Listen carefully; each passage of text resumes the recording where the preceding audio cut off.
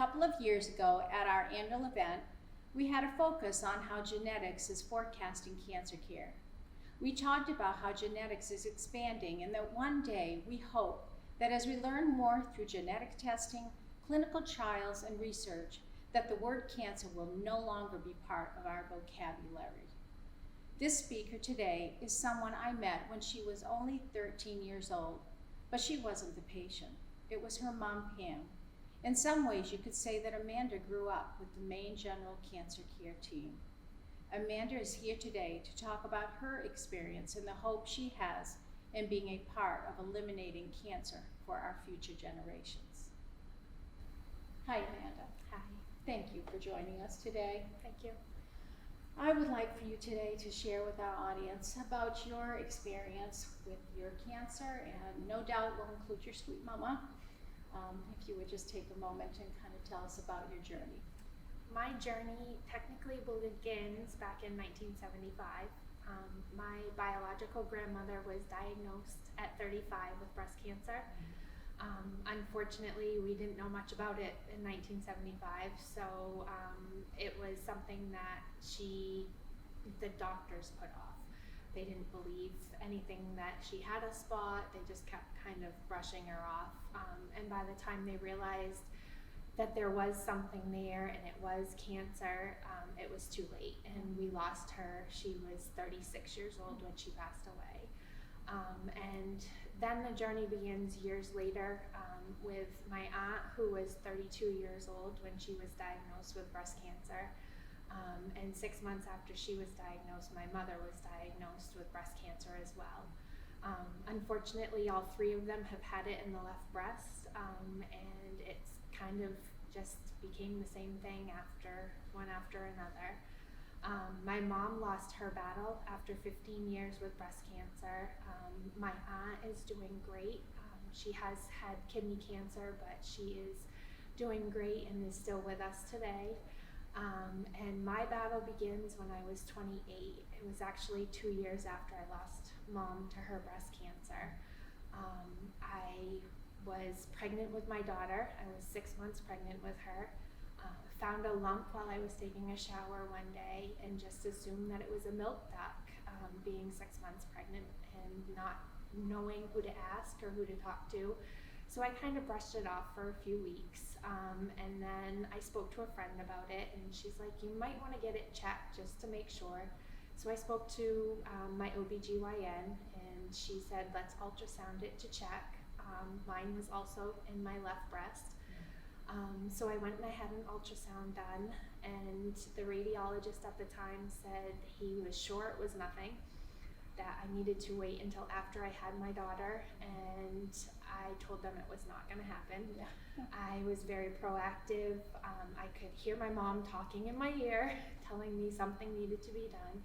So I proceeded to contact my mom's doctor who did her surgery, Dr. Margolis in Waterville, and he was willing to do a biopsy right then and there, and he took great care of me. He was positive himself that it was nothing, it wasn't cancer, and in less than a week I had a phone call telling me to come see Dr. Margolis from my OB, and found out that I had breast cancer as well.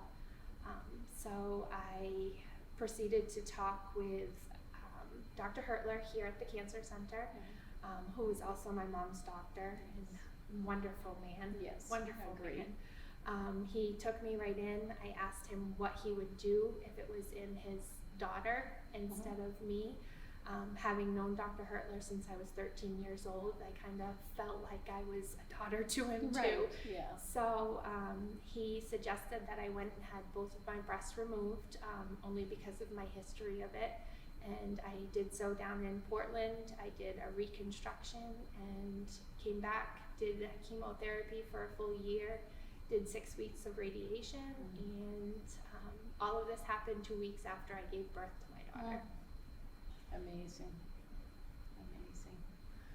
So I'm looking at you here. I've known you, as you said, for many years, and your maturity is amazing, and how you're facing life. And so talk to the audience a little bit about that. Where is that coming from, that positive approach, and how you keep going day to day? It's my mom, 100%. I grew up with a single mom. I saw my dad on weekends, but my mom did everything. She was the rock. She was everything to me. But I look at things as I just do it day by day. I have to. My dad died of skin cancer, unfortunately, when I was 20. Lost my mom at 26 to her breast cancer.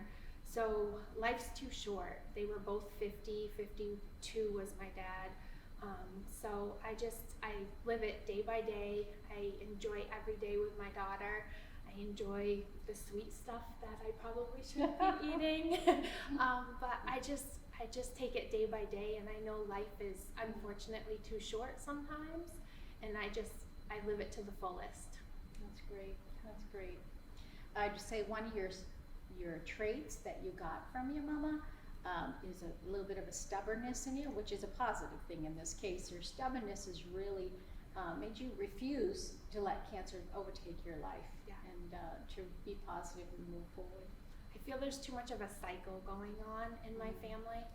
And now that I have my daughter, thankfully I'm 7 years clean of cancer. My family didn't have it the same way, so I feel like I'm taking a stride further than my mom was able to, and I do what I can every day for Taylor. Yeah, that's great. Let's continue with that thought.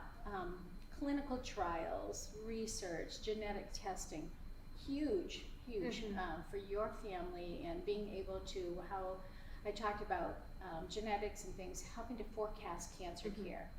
Talk with us a little bit about that, because I know your mom went through some of that too, and what you've also taken on too, because I know that your desire is that Taylor never has to deal with this. Yeah. She's only 8. She is only 8, yes. When I found out that I had breast cancer, Dr. Hertler immediately suggested genetic testing for me. We were looking for the BRCA1, the BRCA2, all of the, I think another one was the BAR type of thing.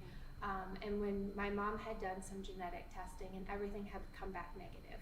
So we knew there was some sort of a link, being all of us in the left breast, all of us same breast cancer, everything. So Dr. Hertler and I decided we'd take it a little bit further. So I proceeded down to Scarborough.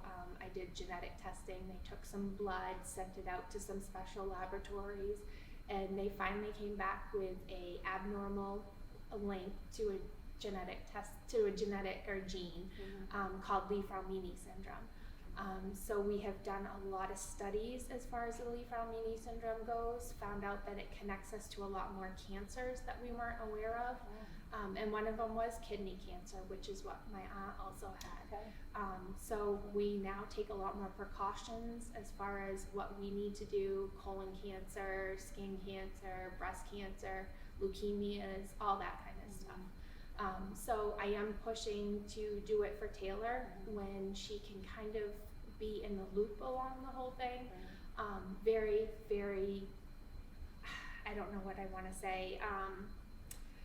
I just want her to be aware of it, but have the choice to make her decision as well, but also know that this has possibly saved one of our cousins' lives who tested positive as well. I have a cousin that, for my Aunt Sue, that found out she tested positive as well as me, and she went and had both of her breasts removed, and hopefully that saved her life of having breast cancer or anything in the future. And Mom did a lot of different trials when we found out hers came back for, I believe it was the 3rd or 4th time. She worked with Dr. Hertler on one that was a SpongeBob trial, which was sponge from the Sea of Japan, and hopefully with what her and Dr. Hertler worked with and did in their studies really can help some other people. And that was her main goal, was to make sure that myself and other relatives in our family, because we're a quite large family, didn't have to go through what she did. And I'm hoping that I've prevented that at this point too. Yes, genetics, research, clinical trials, all those things that people are going through do give us more information and help us keep moving forward. I've been doing this for about 35 years and I've seen a huge change, and the hope is certainly there. Yes, So absolutely. as we wrap up today, Amanda, what do you want to leave our audience with today? I think my biggest thing is a few of my family members are nervous about the genetics. They're afraid if it's going to come back positive, that they've been given some sort of a cancer sentence and that kind of stuff. I don't feel that way. I feel like I can be more aware of it. I do my colon screening every 2 years. I see my dermatologist. It's not like a life sentence, I don't feel, but I enjoy my time that I have in case something were to happen. I just take it one day at a time, but I feel that helping in the genetics has helped a cousin of mine possibly, and my daughter in the future, and that's my goal, is to get rid of this because it's been around too much. Yes. Your mama would not want you living in fear. No. No. She brought a lot here to this cancer center too, and her spirit will always live here. So I know she's very proud of you, as am I. She's with me every day. Thank you, Amanda. You're welcome.